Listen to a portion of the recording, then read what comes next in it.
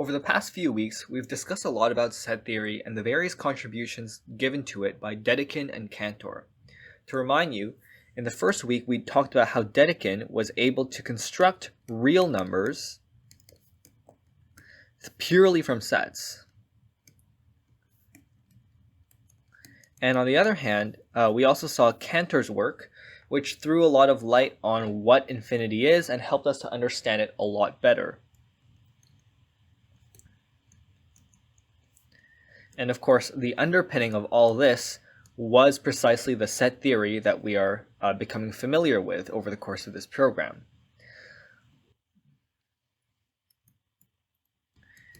Now, there's of course many other mathematicians who helped to develop set theory, and in particular there were a group of mathematicians who were very involved with using set theory as a way of explaining all of mathematics, and I'll go into a little more about what this means later. One of the principal actors in this sort of chain of events was Frege, and he was a mathematician whose goal was precisely to reduce all of mathematics into one single theory, and he chose set theory to be that one unifying theory. So just as how Dedekind was able to talk about real numbers from sets, and Cantor was able to talk about infinity using ideas from set theory, Frege wanted to unify all of math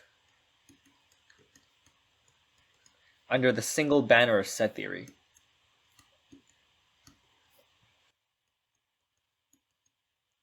Okay. Unfortunately, though, Frege is remembered a lot more for his losses than his victories. So before we talk about those, we're going to have to discuss a little bit of terminology. So throughout the course of this program, we've sort of been using these two terms without actually referring to them explicitly. They are extension and intension, and what these are, they're just methods for describing sets. Right? And I put a reminder here in red that every object in math has to be described in a finite way in order for it to be useful. If we can never actually talk about an object in a finite way, then it serves no purpose in math. And so to that end, we often have to make a decision whether to list something via extension or intension. So my example here is the set of even integers. Obviously it's an infinite set, and we denote it 2z. So an extensive way of listing elements of the set 2z would look something like this: 0, 2, 4, and so on, and also the negative integers. Right? So of course, I put extension in quotation marks here because we're not actually defining everything explicitly like we wanted it to, like in this definition over here, right? In fact, that's what these ... dots mean, right? It means that we can't actually list every single element of this set in a finite amount of time.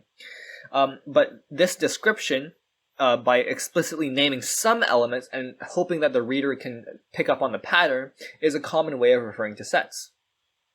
On the other hand, we also have intension, and this is probably the more useful description in this case. So we would take all the x, where x is a real number, or maybe we could even say integer, right?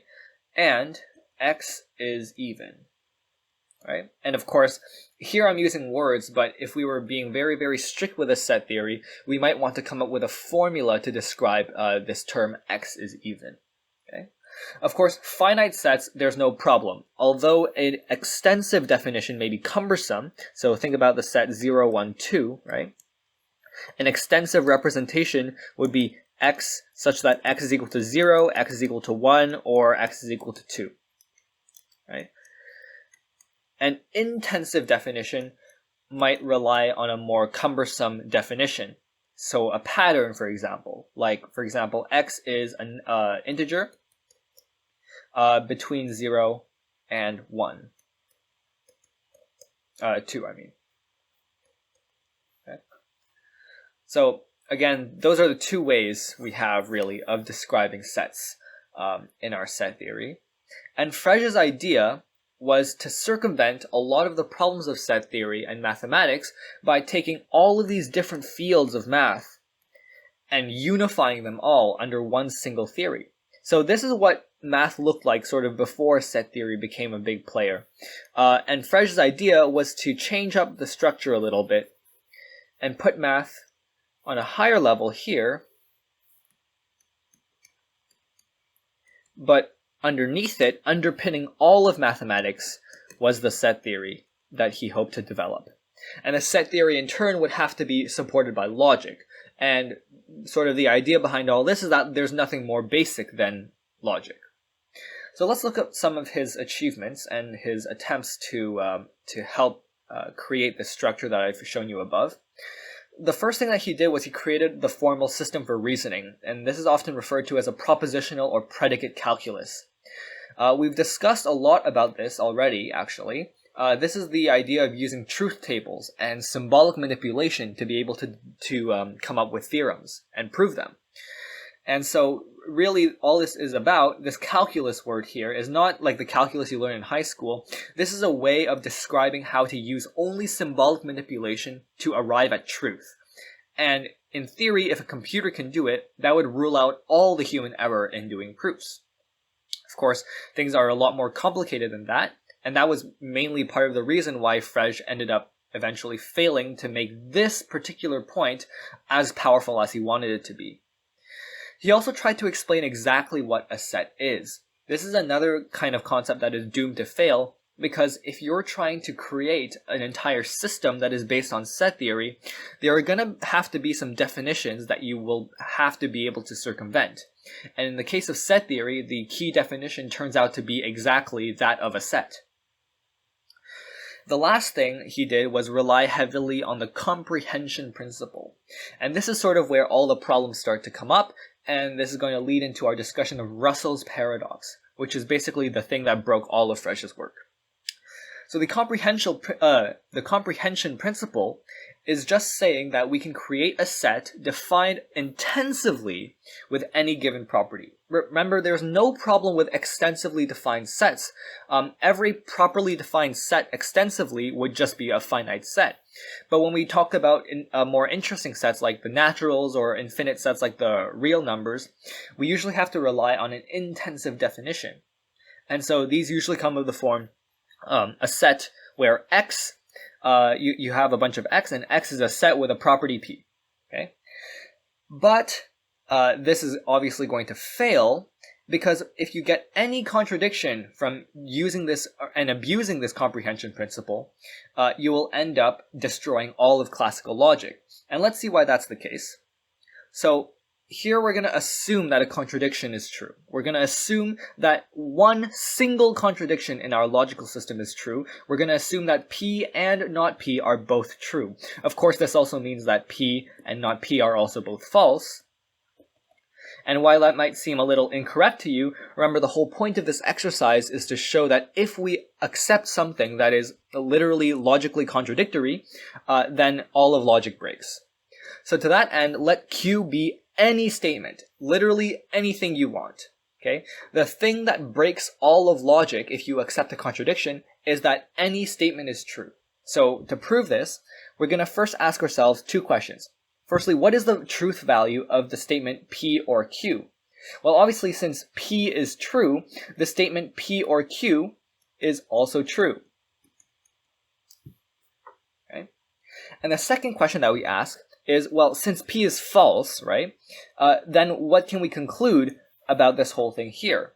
Well, if P or Q is true, that implies what?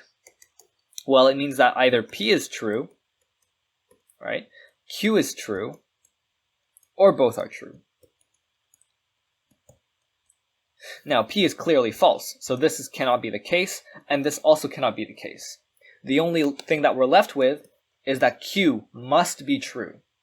So what we've shown in this exercise is that if we accept any contradiction, any single contradiction actually, then everything is true.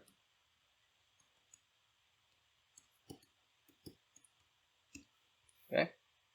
So let's see why this breaks all of set theory now, the comprehension principle, I mean. So we'll use the comprehension principle first to create something called the universe, okay? It's the set of all sets we can define it intensively, right? And it's just the set of all sets. We'll usually call this the universe, though. Okay. Now, V is a set defined by the comprehension principle, and since V is a set, it must obviously be contained in V.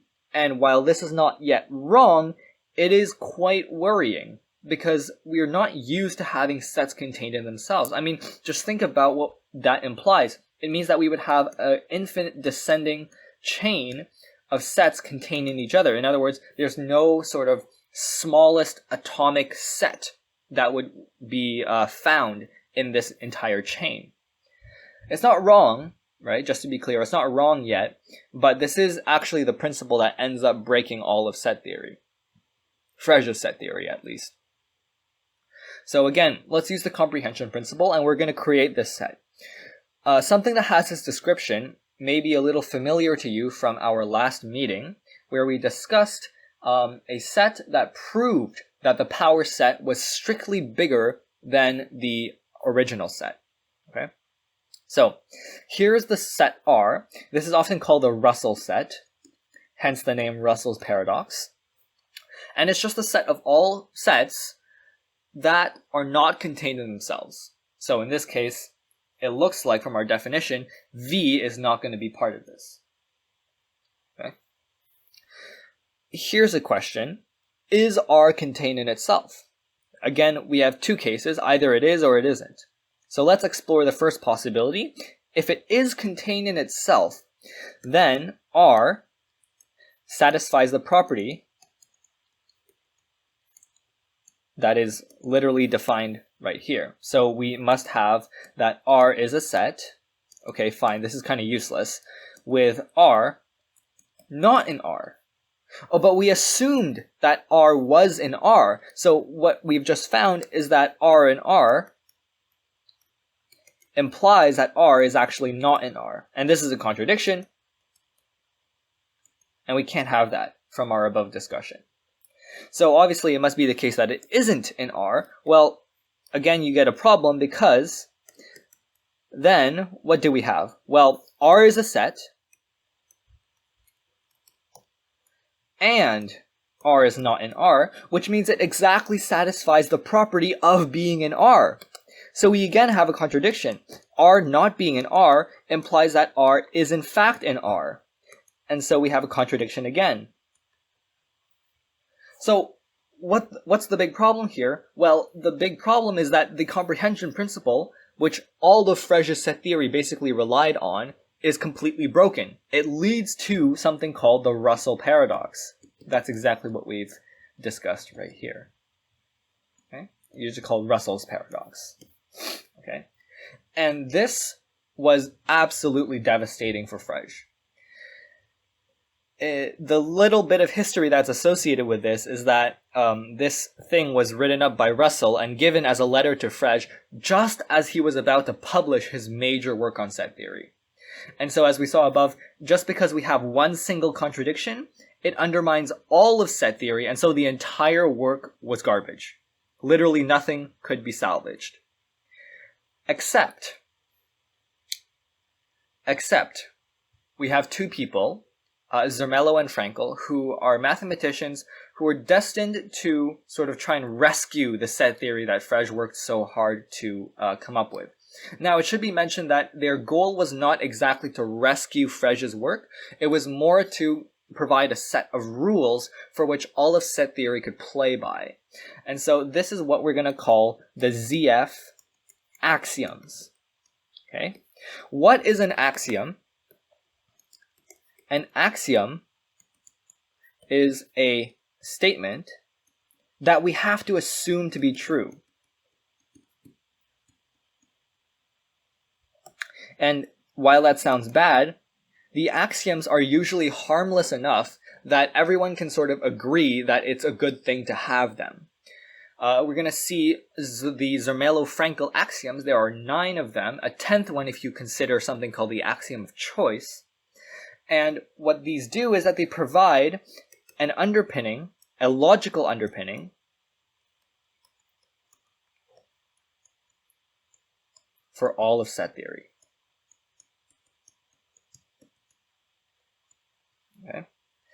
And so this new goal now is to produce that framework from which all of set theory can be recovered without the paradoxes. In other words, we are going to save all of Dedekind's work, all of Cantor's work, Dedekind and Cantor's work. And of course, Dedekind and Cantor are not the only mathematicians who worked on set theory. We're going to save everyone else's work on set theory as well. Now, it should be mentioned, this is the goal. I definitely haven't told you whether this is achieved or not. And it's important to note that it's still not going to answer that question that Frege had of what is a set. It's a problem that we eventually will not be able to work around because there are just so much that you would have to pack into that definition, and you can't really go much further than working with your most basic elements in mathematics. So now we talk about the axioms. There are 9 of them. They're quite technical, and they have these names attached to them to sort of help you remember them. If I'm being honest, no one really remembers all 9 of them unless you're working in this field. And so the main point of this discussion is to show you that these exist. And we're going to discuss their implications and what we can do with these axioms in another video. But today's video is just to get you a bit of exposure as to what they are and to just put those on your radar. So the first axiom is called extensionality. This is a very simple axiom. It tells you that 2 sets are equal when they have the exact same elements. One consequence of this that you can immediately deduce is that every set has no repeated elements. Or if it does have repeated elements, it doesn't actually change the set. So in other words, if I have a set that contains 2 of the same thing, it's the same thing as this singleton set that contains only 1 of that thing. And the reason why, according to the axiom of extensionality, is that every element in this left set is contained in the right set. And every element contained in the right set is in turn contained in the left set. So this aligns up pretty well with our intuition. And maybe you can see why we would be so inclined to take this as an axiom. It's so basic that we can't actually really prove it. We just have to sort of accept it. Like, that is what our intuition of sets tells us is right. Another really obvious one is the existence of an empty set. That's all this axiom says. It says that the empty set exists. The only property that's notable about it is that it contains no elements. No other set has this property. We will, in the future, notate the empty set this way, usually preferring the left notation as opposed to the right notation. The next axiom is a little more complicated. It's called pairs. And so all it tells you to do is that given 2 sets, we can make a third set that contains both of those sets as elements. Okay?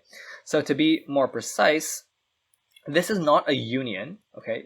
It's not a union. We have another thing for unions. But given any 2 sets, we can actually make a set that contains them as elements, not as a union. Okay? So this is like me saying, let this be n, let this be z, and I can make a set of n and z. Now there are only 2 elements in this set, even though n is infinite and z is infinite, right? The only elements in this set are n and z, considered as sets. The fourth axiom is called separation. All it tells you is that you can construct a subset that satisfies a property, but it has to be expressible by the formal language. Okay? That's a really important point, and it's our way of rescuing a version, not the whole thing, but you're rescuing a version of the comprehension principle.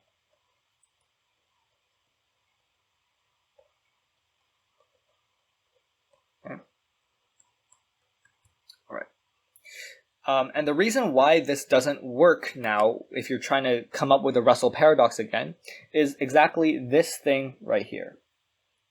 We need a subset of X, right?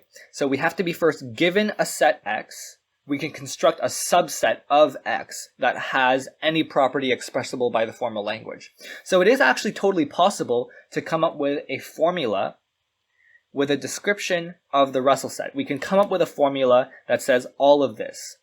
The problem, though, is that R R is a subset of every single set, right? It's a subset of the universe. And the issue that we're going to have is that the universe, this set V that I created, is actually not a set. It's not permissible in this new Zermelo-Fraenkel set theory. So let's keep going. The fifth one's really easy. It just says that we can create power sets. And the sixth one is a little more complicated than the rest, and is often misinterpreted. So it says that for any set X, we can make a set that contains every element of X. We write it formally using big union notation. Now, when people see this, they usually think, oh, well, this is the exact same thing as X, because we're just collecting every single thing in X. That's not the case, because what you want to think about, again, is what this actually means, right? This is a set of elements that can be found in a Z for Z in X, right? Whereas this, on the other hand, only contains the elements Z. Okay? So if you're having trouble understanding this one, it's not a huge deal, but you would like to be able to understand what this means formulaically. And so you should go back to the video where we talk about big union notation and just refresh your memory a little bit on what exactly this means, because this is the easiest one to mess up. Seventh set is pretty easy. It tells you that there is an infinite set. And it turns out that this axiom is actually crucial for defining the natural numbers. And a lot of Cantor's interesting work actually starts off with the naturals. There is no sort of levels of infinity if you don't assume the set of all naturals exists first. The eighth axiom and the ninth axiom are where it gets really complicated. I don't want you to worry too much about these two. Okay. The eighth one's called replacement, and it's very technical. You only want to be using this if you're deep into set theory, and it does have its place in the modern setting of set theory, but we're not going to be using it very much in this program. Same goes for the ninth, but it's a little easier to understand. I've altered what it says right here just to make it a little bit more easy to understand, but essentially what it says is that there are no infinite epsilon chains, just like we had with the universe of sets. So remember over here, we had a problem, or what looked to be like a problem, when we had an infinite chain of V's inside V's inside V's inside V's, and it never ended. There was no top, there was no bottom. So all this says is that such a thing does not actually exist. Okay. In particular, I want to point out that V does not exist in this theory. Now, then comes the question, well, if V does not exist, right, how is this a set theory that we know and love, right? If we sort of remove the comprehension principle and we have to abide by these very strict rules, is this really the set theory that we were trying to come up with early on with Dedekind and Cantor's work? And the answer is yes and no. So what this does is that using these axioms from ZF, right, we can recover a lot of important set theory.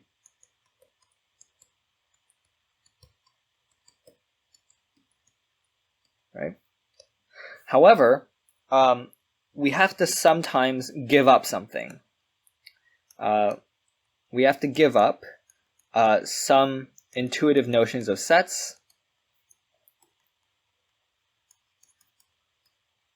as well as desirable objects, like the universe of all sets. And so the sort of workaround to this is to define a new type of object, not a set. It's called a class.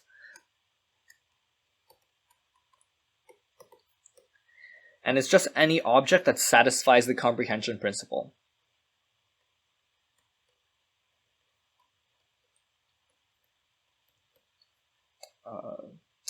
Comprehension principle.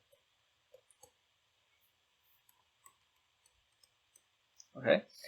And you'll notice that by the end of this, I haven't written anything more. I haven't told you whether this actually solves the problem, and I also haven't told you whether this is going to be able to save any of Fresh's work.